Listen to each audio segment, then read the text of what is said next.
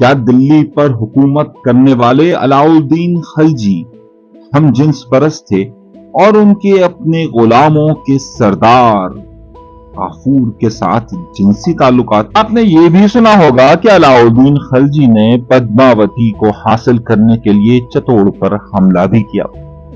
آپ نے یہ بھی سنا ہوگا کہ علاؤالدین خلجی نے دولت لوٹنے کے لیے اور دولت کے حصول کے لیے ایک دیواگری پر حملہ بھی کیا۔ لیکن کیا یہ تمام باتیں درست ہیں؟ ہم ایک سیریز کا آغاز کر رہے ہیں کہ جس میں ان تمام رازوں سے پردہ اٹھانے کی کوشش کریں گے۔ آئیے آج کے عنوان میں خاص طور پر ہم سلطان علاؤالدین خلجی کے اس معاملے پر گفتگو کرتے ہیں کہ کیا انہوں نے مہاراشٹرا پر حملہ کیا اور دیواگری کو فتح کر کر وہاں سے کتنا سونا حاصل کیا۔ اور عمومی طور پر اب تاریخ میں علاؤالدین خلجی کو ہندوستان کے اندر یہ ثابت کرنے کی کوشش کی جاتی ہے کہ علاؤالدین خلجی ایک لٹیرا تھا اور اس نے دیواگری کو فتح کر کر وہاں سے بڑی تعداد میں سونا، ہیرے، موتی سب کچھ حاصل کیا۔ لیکن کیا یہ بات درست بھی ہے اور آخر اس کی وجوہات کیا تھی؟ تاریخ میں علاؤالدین کی ان تمام کہانیوں میں سب سے اہم کہانی دیواگری کا واقعہ بھی ہے۔ دیواگری اتنا معروف قلعہ نہیں تھا اس زمانے میں کہ جس کی شہرت بہت دور دور تک ہو۔ دیواگری یا پھر دولت آباد کا قلعہ ایک غیر معروف قلعہ، لیکن اس قلعے نے ہر دور کو سہا ہے۔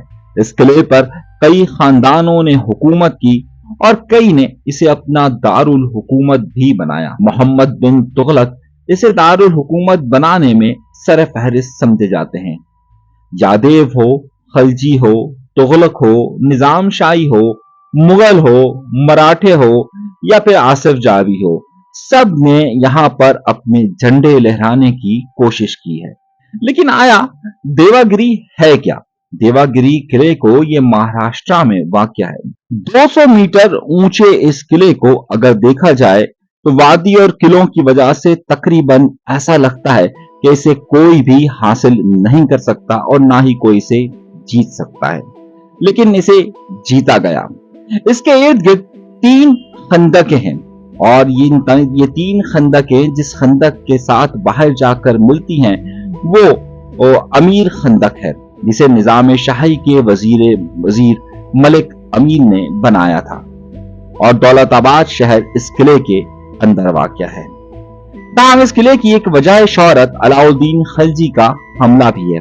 اس حملے کی ایک اہم وجہ یہ بھی ہے کہ علاؤالدین خلجی یہ فیصلہ کر چکے تھے وہ اپنے چچا جلال الدین خلجی کا تخت الٹ دیں گے، لیکن اس مہم کے لیے ان کو پیسہ درکار تھا اور اس لیے انہوں نے دکن میں موجود دیواگری کو چنا، جس کی دولت کا چرچا سب کو معلوم تھا۔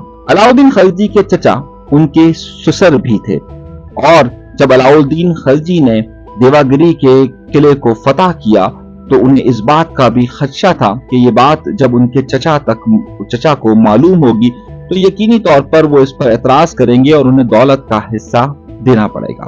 علاؤالدین خلجی نے دیواگری کی دولت ان تک نہ پہنچنے دی، یہ ہم اپنے اگلے موضوع پر رکھیں گے، لیکن ہم اس وقت یہ بات کر رہے ہیں کہ دیواگری کا قلعہ ہے کیا۔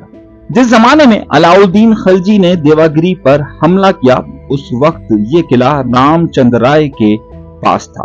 رام چندر رائے ایک مضبوط فوج رکھتے تھے۔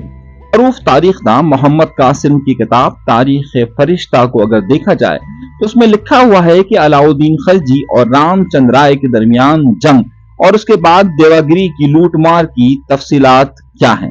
یادیو خاندان کے بادشاہ رام چندر رائے سن 1270 میں اس تخت پر بیٹھے تھے۔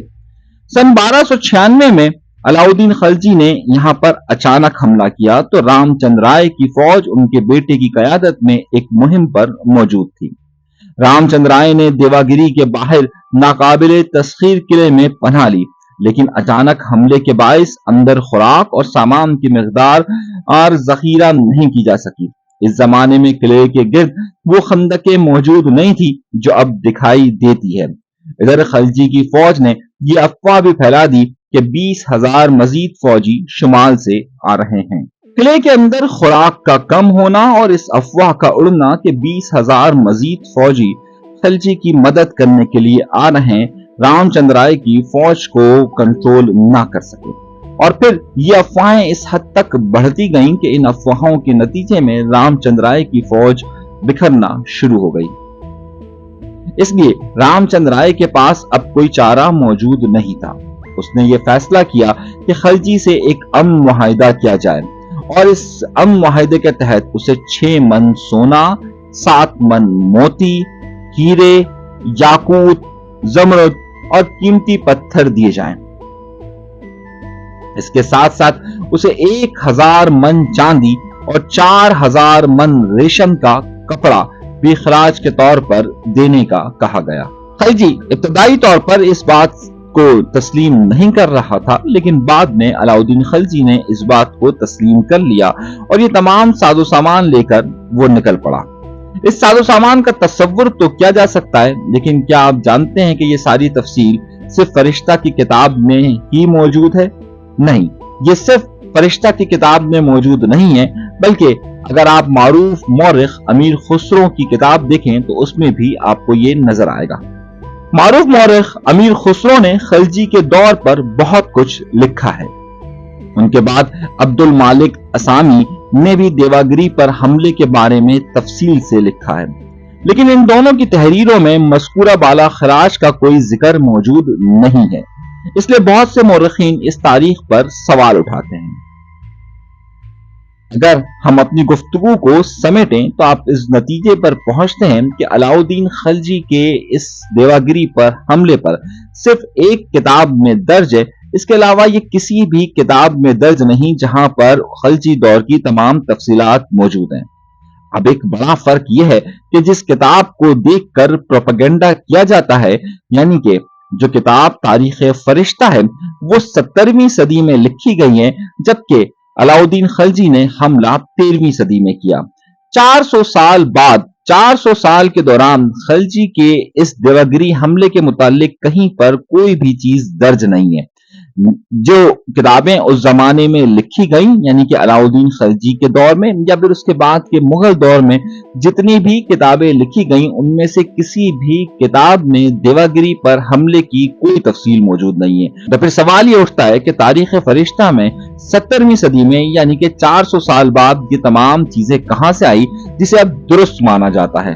معروف مورخ اور اب کے مورخ یعنی کہ ڈاکٹر برہمانند دیش پانڈے کی کتاب دیواگری اگر دیکھا جائے تو اس میں اس بات کا شک کا اظہار کیا جاتا ہے کہ یہ دولت دیواگری سے نہیں آئی ہے۔ کیوں؟ اس کی وجوہات بیان کرتے ہوئے کہا جاتا ہے کہ مہاراشٹر کا دیواگری کا قلعہ، وہاں پر دولت کے پہنچنے کے کوئی راستے نہیں تھے۔ وہاں پر تاریخ میں ایسی کوئی مثال نہیں ملتی کہ دیواگری یا دولت نگر جسے کہا جاتا ہے، وہاں پر اتنی دولت کسی بھی صورت میں موجود تھی، اور خاص طور پر 11ویں، 12ویں اور 13ویں صدی کے اندر۔ اسی طرح کے افسانے کہ جو کہ 400 سال بعد لکھے گئے اور پچھلی 400 سال کی تاریخ میں موجود نہیں تھے، یعنی کہ 13ویں سینچری، 13ویں صدی سے لے کر 17ویں صدی تک یہ تمام چیزیں موجود نہیں تھی، وہ بڑی اہم ہے۔ اب صرف افسانہ یہی نہیں تھا کہ وہاں پر اتنی دولتیں موجود تھی، بلکہ کچھ اندھیری سرنگ کے قصے بھی موجود ہیں۔ کہا جاتا ہے کہ مرکزی قلعے کے دروازے کی طرف جانے والے راستے میں ناہموار اونچائی کی سیڑھیاں ہیں، لیکن ان کی اونچائی اور شکل یکساں نہیں ہے۔ اس کا مطلب یہ ہے کہ جو شخص یہاں زبردستی داخل ہوا ہوگا ضرور گرے گا۔ اس اندھیری راہ گزر میں محافظوں کے لیے چوکیاں تھیں۔ اندھیری سرنگ کے بیچ میں پتھر کی دیوار میں ایک خلا تھا جس سے ہوا آتی تھی۔ دفاع کا ایک منصوبہ یہ تھا کہ جلتے ہوئے کوئلے کو لوہے کے پنجرے میں رکھا جائے اور اس کا دھواں اندھیرے میں پھیلایا جائے۔ اس دھوئیں سے نکلنا تقریباً ناممکن تھا۔ یونانی مورخ اس بارے میں لکھتے ہیں کہ اس طرح کا منصوبہ 190 قبل مسیح میں رومی فوج نے بھی استعمال کیا تھا۔ سڈنی ٹوٹے نے ہندوستانی قلعوں کے بارے میں اپنی کتاب میں لکھا ہے کہ اس سرنگ سے گزرنے کے لیے 3 راستے تھے۔ اگر کوئی شخص ایک راستے سے باہر نکلتا تو اچانک روشنی کی وجہ سے گہرے گڑھے میں گر جاتا۔ दूसरा रास्ता आगे बड़ी खाई की तरफ जाता था, जबकि तीसरा रास्ता किले की तरफ जाता था। देवागिरी दरअसल एक पहाड़ी किला है और किले के दिफा का एक अहम हिस्सा उसके इर्द गिर्द गहरी खाइयां या खंदकें हैं। अगर हम इसकी तारीख तलाश करने जाएं तो हम निजाम शाही दौर के वजीर मलिक अमीर तक पहुंचेंगे। इसकी तफसीलात पी के ने अपनी किताब यादव देवागिरी में दी है। यह कयास किया जाता है कि कभी इन खाइयों पर एक पुल बना हुआ था। इस खंदक या गले के इस्तेमाल के बारे में उन्होंने लिखा है कि इसमें पानी इस वक्त छोड़ा जाता था जब दुश्मन के हमले का खतरा होता था। पानी की सतह बुलंद हो जाती और पुल डूब जाता तो दुश्मन के लिए इस खाई को उबूर करना मुश्किल हो जाता। याद रहे कि मलिक अमीर एक अफ्रीकी गुलाम था, लेकिन हिंदुस्तान आने के बाद अपनी जहानत और महारत की वजह से निजाम शाही दौर में बराह रास्त वजीर के ओहदे पर फायज हुआ। निजाम शाही के बानी मलिक अहमद ने 1490 के आसपास देवागिरी पर कब्जा कर लिया। सन 1636 में औरंगजेब ने निजाम शाही को शिकस्त दी और दक्कन में मुगलिया सल्तनत को मजबूत किया। सुल्तान अलाउद्दीन खलजी की वफात के बाद कुछ अरसे दिल्ली में इक्तदार की जंग चलती रही। अलाउद्दीन खलजी का बेटा कुतुबुद्दीन मुबारक सुल्तान बना, लेकिन बाद में सल्तनत खलजी से तुगलक खानदान के हाथ आई। मोहम्मद बिन तुगलक ने अपना दारुल हुकूमत दिल्ली से देवागिरी मुंतकिल करने का फैसला किया और देवागिरी का नाम बदलकर दौलताबाद रख दिया। तुगलक ने 1327 में दारुल हुकूमत दिल्ली से दौलत आबाद मुंतकिल करने का हुक्म दिया। उसके लिए जबरदस्त तैयारियां की गई और दारुल हुकूमत शुमाल से सीधा जुनूब की तरफ आ गया। दौलताबाद थोड़े अरसे के लिए तुगलक दारुल हुकूमत रहा। तुगलक ने 1334 में दारुल हुकूमत को वापस दिल्ली मुंतकिल करने का फैसला किया और ताकत का मरकज दोबारा शुमाल की तरफ मुंतकिल हो गया। लेकिन दौलताबाद इस मुख्तसर अरसे में जोग्राफियाई सियासी अहमियत में बढ़ गया। देवागिरी और दौलताबाद के किले दक्कन में ताकत के दो अहम मराकज के तौर पर पहचाने जाने लगे। दारुल हुकूमत को मुंतकिल करते हुए तुगलक ने दौलताबाद और इसके गिरदोनवाह को तामीर किया। तुगलक दौर की तामीरात जैसे बाजार, मसाजिद, कुएं और सराय के आसार आज भी यहां देखे जा सकते हैं। इस किले पर एक मस्जिद की तारीख बहुत दिलचस्प है। देवागिरी पर कब्जा करने के बाद अलाउद्दीन के बेटे कुतुबुद्दीन ने किले पर एक मस्जिद तामीर की और इसका नाम जामे मस्जिद रखा। हिंदुस्तान की आजादी के बाद भी निजाम हैदराबाद ने खित्ते पर अपनी गिरफ्त नहीं छोड़ी।